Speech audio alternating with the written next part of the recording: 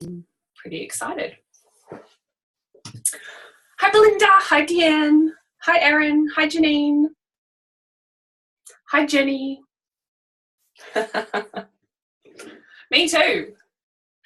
I'm very excited. So we'll just wait a little bit. We've got a couple of people on.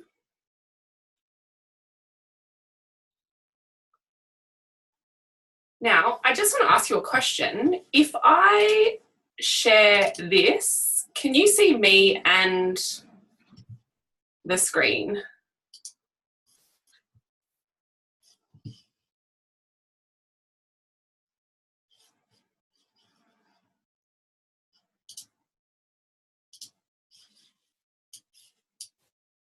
Perfect.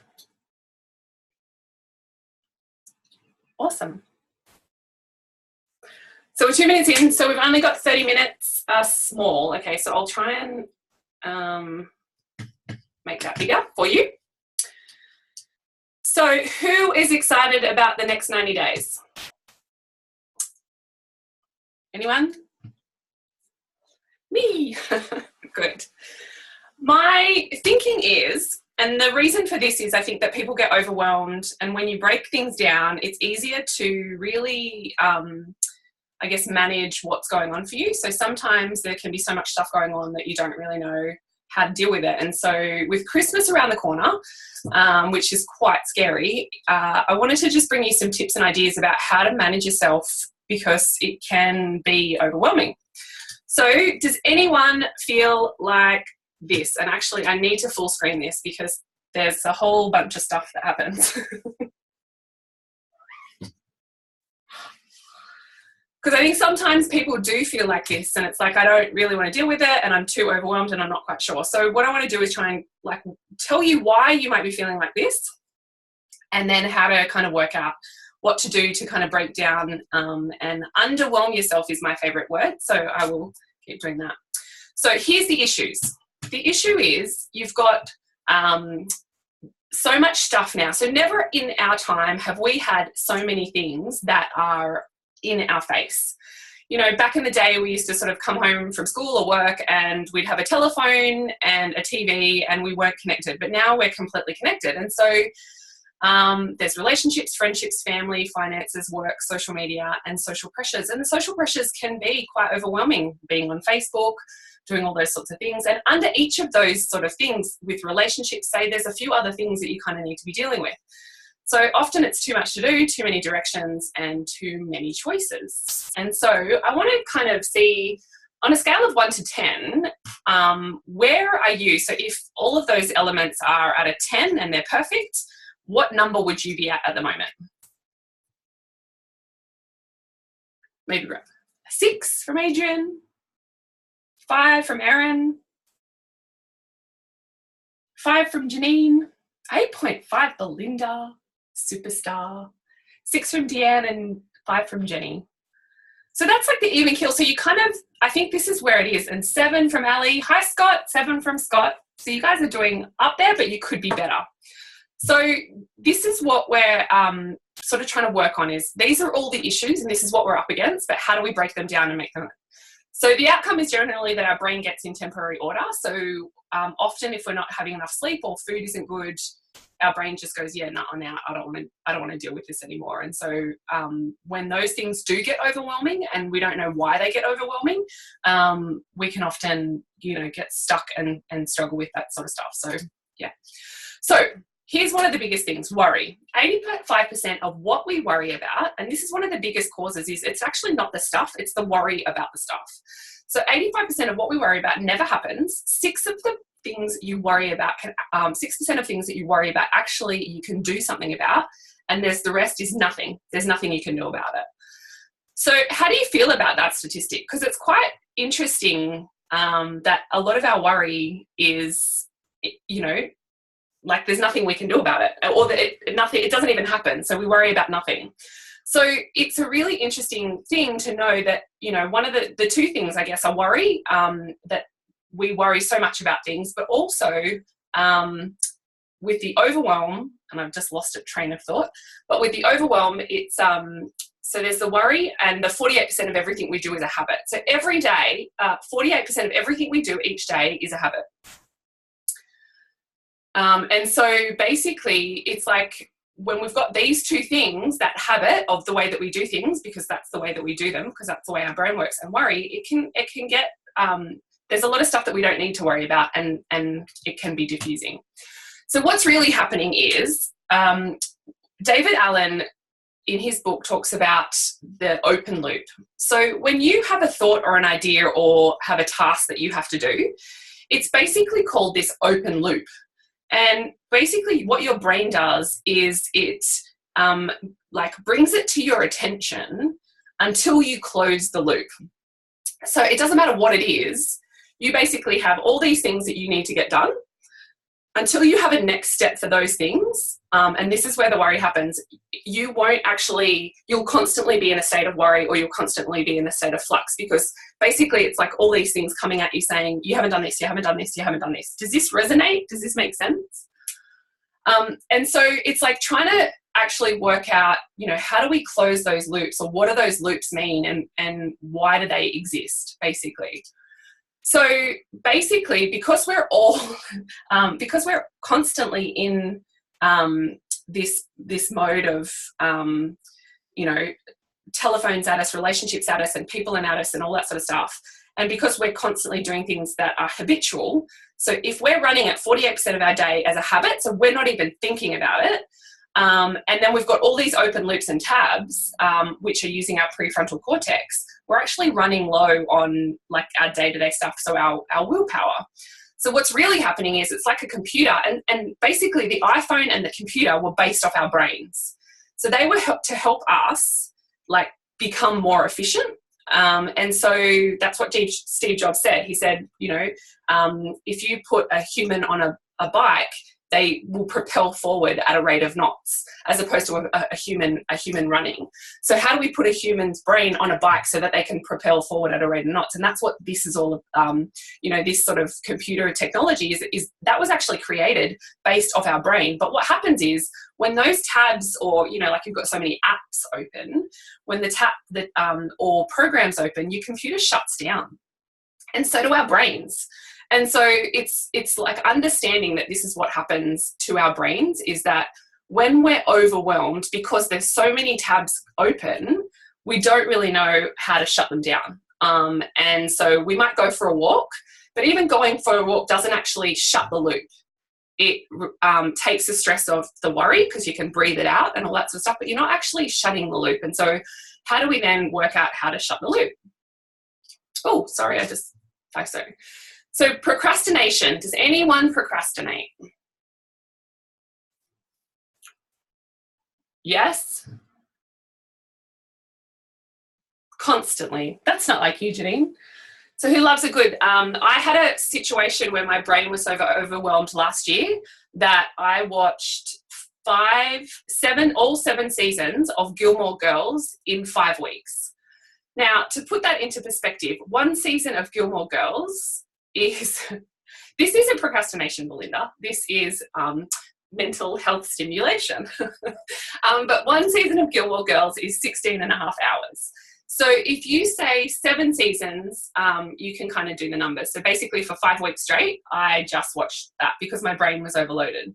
And so that's what happens. You've got all these overloads, and this is what happens. And then you just find yourself procrastinating. And that's actually your brain just shutting down because it needs a break. And so it's about making sure that, and that's okay, but unfortunately we do it to excess, and it's not really productive. So at the beginning of this week on Sunday, I happened to leave my phone in Sydney, and I was completely cut off. And it was really interesting that I put a post on Facebook, and the responses and the face gifs that I got of shock and horror that I would leave my phone somewhere were quite interesting, because people were like, no, don't want to deal with, no, that would never happen to me, and I don't know what I would do. And it was for the first 24 hours, not when I was asleep, I would actually, like, I had a ghost phone feel. So I felt my phone in my back pocket for the next 12 hours. And I constantly went to check it or constantly went to look at it to look something up, and it wasn't available. And I didn't get it. So that was Sunday. I didn't get it back till Wednesday. And it was just really interesting to see how the person that kind of does all the planning and are so reliant on my phone.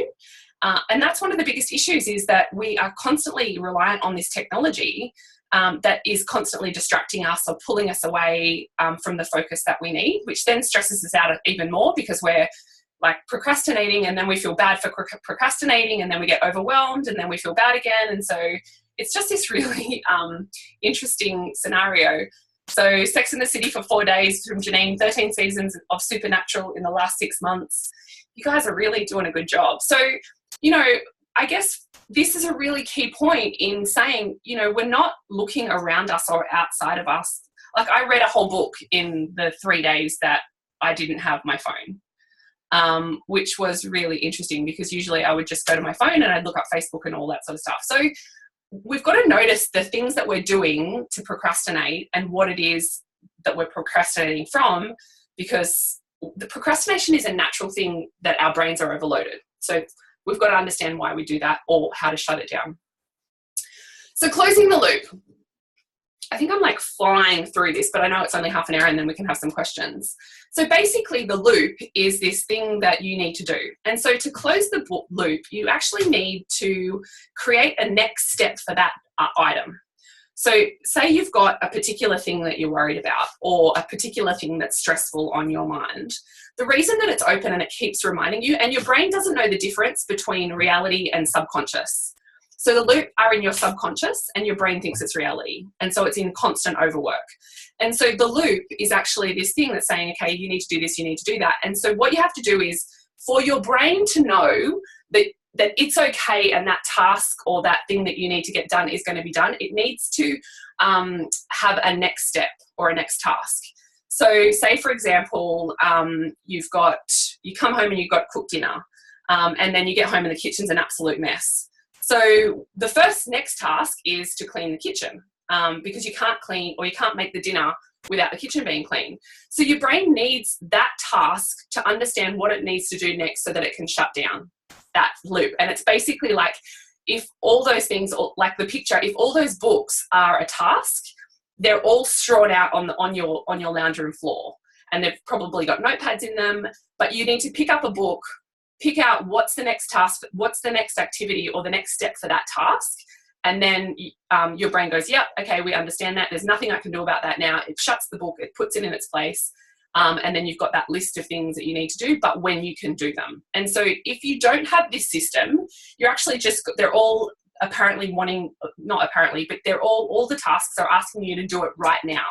So they're saying, you need to do it now, you need to do it now. Now, there could be stuff that you could do on Friday that you don't need to do now, but your brain doesn't know the difference for when it needs to be done, because it's asking you for the next step. And so that's really about how we close the loop on the tasks that we need to get done. And really the key thing to work out for over the next 9 months, over the next 90 days, you know, you're going to have so many tasks and so many things to do, and so much stuff at you. And it's determining what's going to be your priority to create like a smooth sail to get to the end of the 90 days and to get to Christmas. Because what happens is you're so overloaded that by the time Christmas comes, you just fall in a heap and you've got no time to enjoy because you're so tired. Does anyone have that problem where you just get to Christmas and you basically can't function for the first 5 days of Christmas? And then all of a sudden you're back into it again. Do you ever have that? Hello? Yes. So what we want to do is we want to totally, we want to try and create those things and see it's like a clear, definitely. So it's a clear thing of understanding how to close those loops so that you can get through each week, each month, and just do it at 1 week at a time or 1 day at a time. And that's the biggest part of closing the loop. Okay, so I want you to try it. So I want you to do a little, and I can't play cloud music. I don't know what I'm going to do, but does everyone have a pen and paper? Yes, perfect. So what I want you to do is I want you to get the biggest thing that you're slightly struck off about right now. So, sorry, that doesn't even make sense.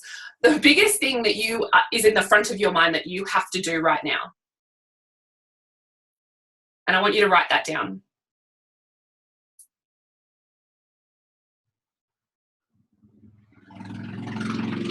So when you've got that, from that thing, and this is what's going to happen, is you're going to have a multiple thing that come off that particular thing, like off that thing that you've got. So it could be just one thing, but it could be a multiple, lots of things. So if you've got, say, for example, in this picture here, if you've got finance, you could go, oh, I really need to sort my budget out for Christmas because I don't have any money to buy stuff for the kids or the wife and all that sort of stuff. So finance is one thing, and that's a real block of a thing, but then there's all these little things that come out of it. And so what you need to do is actually brain dump all the different bits and pieces, but for this particular thing, just the next step. So what's the next step that you need to do to get that thing done?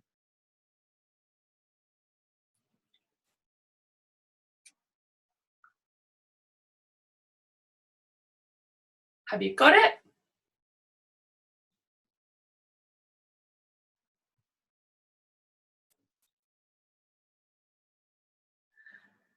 Does this activity overwhelm you?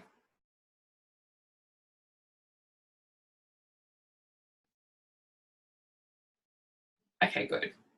Yes.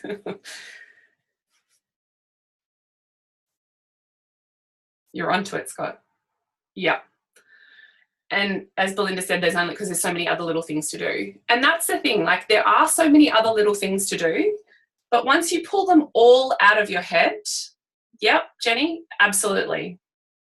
So once you pull them out of your head, you actually have a next to do list. Now, it's not supposed to, you've got to pull everything out. And so I'm just giving you this one little, yeah, it is hard to focus, but this is just an example. So, Ali, this is just an example, and to everyone, what you need to do is actually, like, I want you to go away from this and absolutely like brain dump everything out, because you've got to work out the way that it works for you as well. So you might do like finance, and then under that, the list of things that you might do, or you might be a scribbler, you might be a picture or image. As you can see, I'm an image person, so I see everything's in images for me.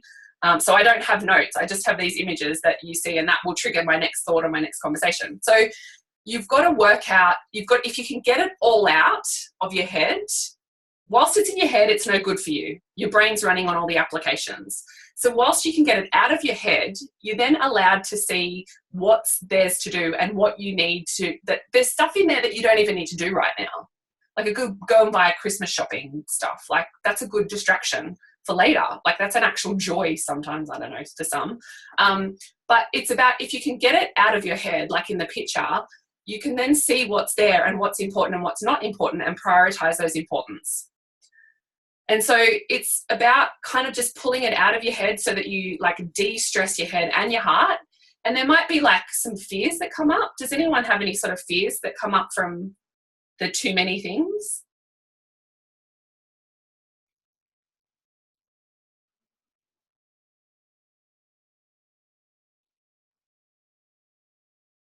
Missing something important.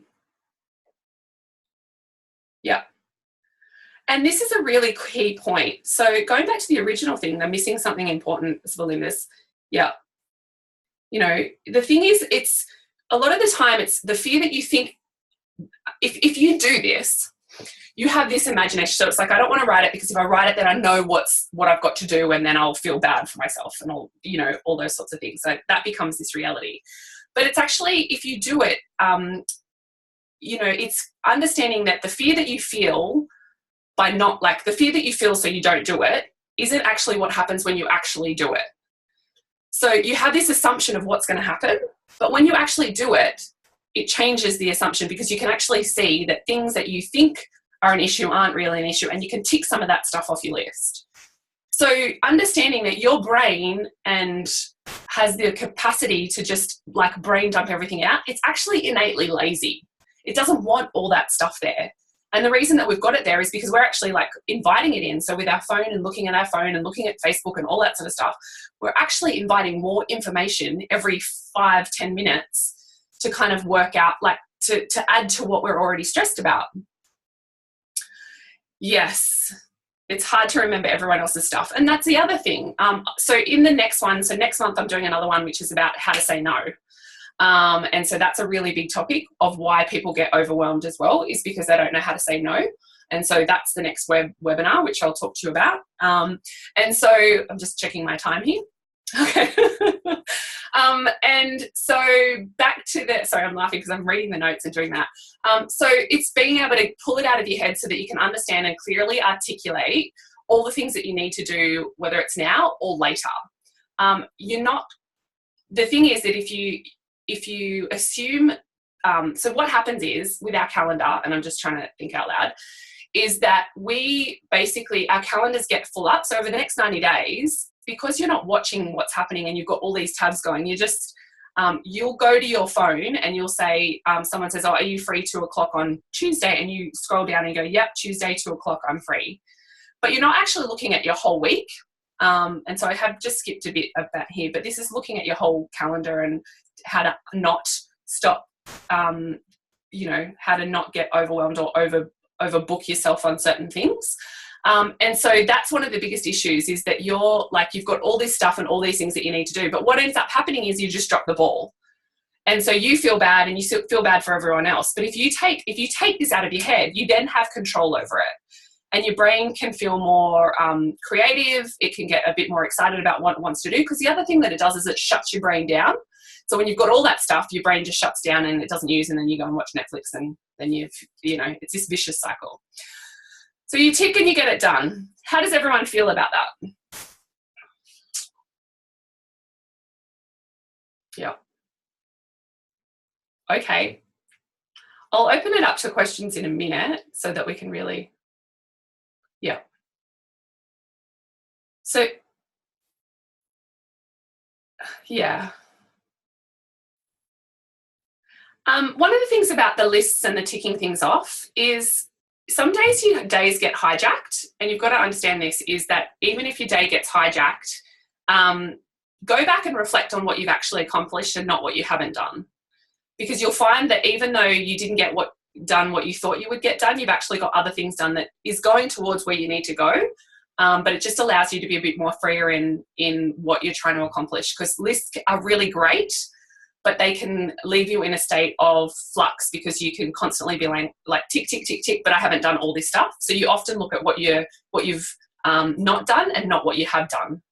And so that's about that, you know, making sure that you do, like having the tick list, you do have a side understanding of what you've actually done and not what the constant feel of not having done enough.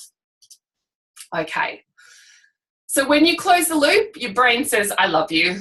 And so did everyone else. So one of the other things that happens is that you've got a battery life of willpower each day. And so if you're constantly in a state of flux, you often will lose it on the people you love. And so when your brain is happy, it's actually, when your brain's not happy, it works out of the amygdala, which is the reptilian brain. And then when your brain is happy, it works out of the prefrontal cortex, which is your rational brain.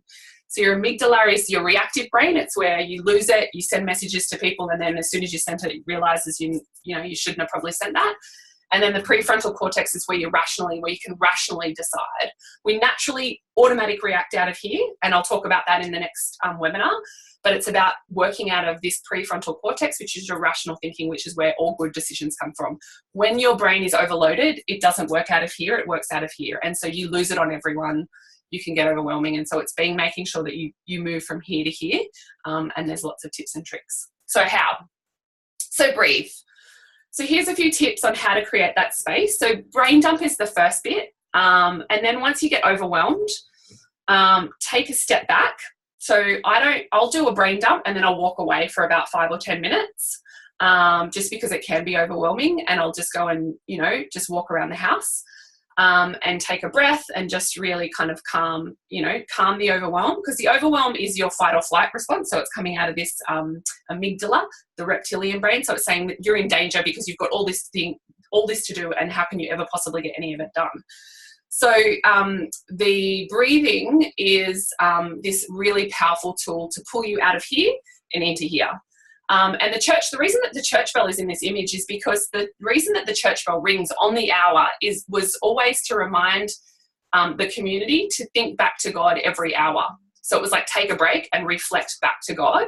And you can do it with whatever, like whatever you believe, but it's about that response of pulling you out of, like, even back then they were like, you're going to just work and forget about like God, so, or the important things. So every hour, the reason that the church bell rings is to bring you back to that place of who you are.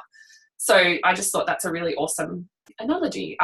It's the truth, but accountability. So it's really good. Like if you want to do a brain dump, get someone to do it with you. So as in you do your own reciprocal brain dumps, because then you can kind of talk through all the things that you need to get done. And then it helps you, if you do get overwhelmed, you can then bounce off what you need to do, and they might have some ideas about how you can sort of, tackle that. So you know how we're really good at giving other people advice, but we don't know how to give our own advice. That's what that accountability is for. Create the space. So create the space to just really, like each month or each week, create a space where you just brain dump, because you'll constantly open new tabs without even knowing it. So as soon as someone says, oh, can you pick up the rubbish, or can you go do this, or can you go get KFC, or blah, blah, blah, until you've done that, it'll be an open loop. And so you've got to create that space to just redump, and so that you can, just reflect and then go again. And then have a good system. So for those of you who don't know, I have written a planner, and part of that is to create your 90-day goals. So you've got your big goal and your mini achieves. You've got your brain dump in the middle section, and then you put it down. So once you've brain dumped, you take it out and you one step at a time to really create that space for you to make sure you can get things done step by step. So you don't have to see the whole staircase. Don't overwhelm yourself too much, just step by step to just get those things done. So it's got a career vision. So it's got an 8-step goal setting workbook at the front. And then each week it asks you last week's success, this week's focus. And just to go back to that focusing, and I said it before, is, go back and reflect on what you've actually accomplished, especially as a team. Seeing, the teams that, that do this together, you can really, we never celebrate our successes. We never really look at what's the overall focus for the month or week or year. And then each day, 3 things that you want to get done today. And so even if you didn't write that, you can go back and do that. And my favorite part of this is the take care of me. So how are you going to look after yourself this week? Really important if you work in the not-for-profit space. And yeah, I'm glad. And there's a lot of people here. So if you purchase a planner, if you don't already have one, so I know Ali's got hers, Deanne's got hers, and I can send this to you 2 ladies for being on this today, but I'll send you the bonus, like an Excel spreadsheet that I've got that just kind of goes with that planner. So what I want to do is, and I'm going to ask, does anyone have any questions about this topic? We're right on 10:30, but does anyone have any questions? And you can order that online. So I don't know how to do this. Open questions. I think I can unmute you. Maybe. I'm going to take this off. I don't know. Anyway, maybe ask the questions in the box until I can work out how to do that. Anyway, does anyone have any questions? No questions, Adrian? No questions. If you don't have a to-do list, what are the best ways to brain dump? If you don't have a to-do list, what are the best ways to brain dump? I think that's a really good question. As in, you don't want one, Scott?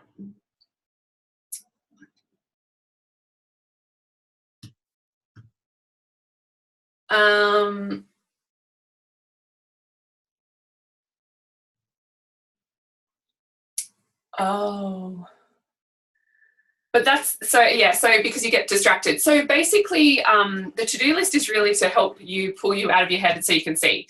So distraction is around your habitual, like I am really distracted. That's why I think in this one, I was going to turn the questions off, but I've opened it just to see that how I would go.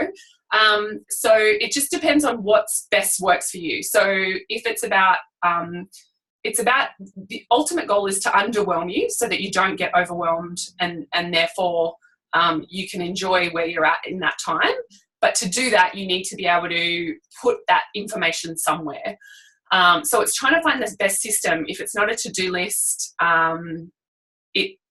I don't know, because I'm just a to-do list person. So I will honestly, I'll have a think about that, and I'll get back to you. I'll have a chat to you about that, because it'd be really interesting to open that conversation up a bit more. Okay, what is it about the to-do list that you don't want to do?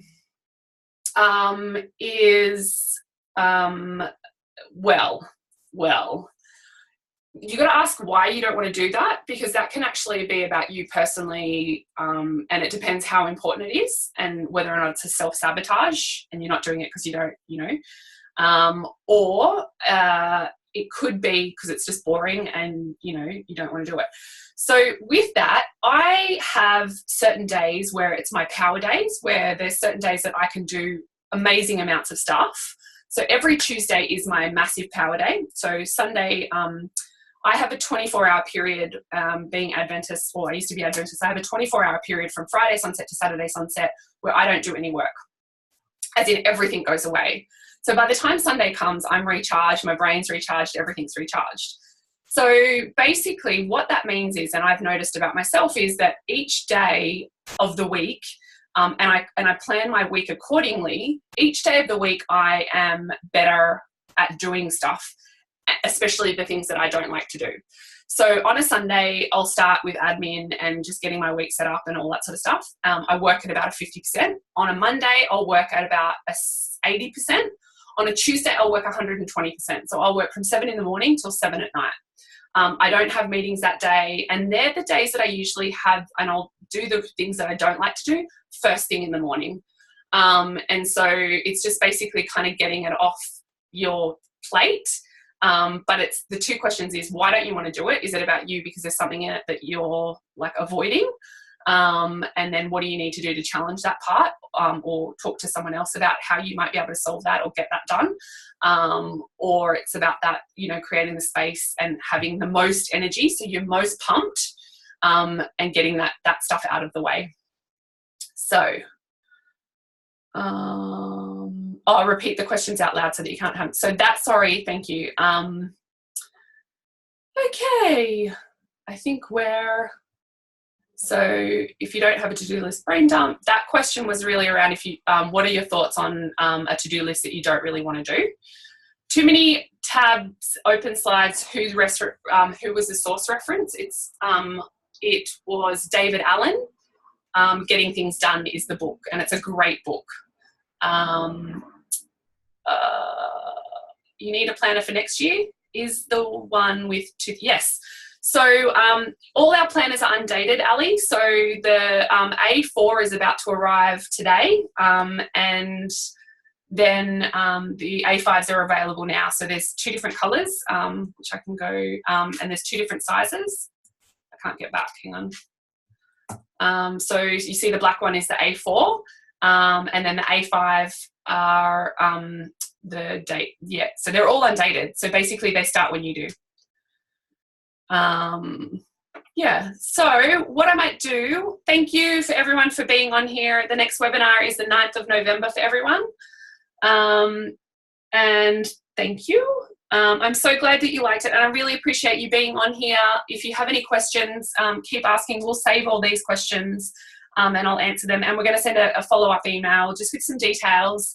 And I'm going to send, Adrian wrote before, can you see everyone else's questions on here, or only your own question? Only some. Okay.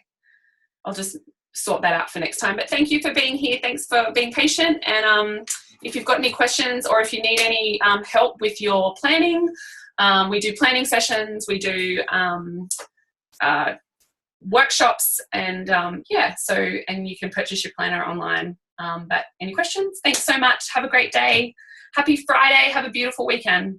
Bye.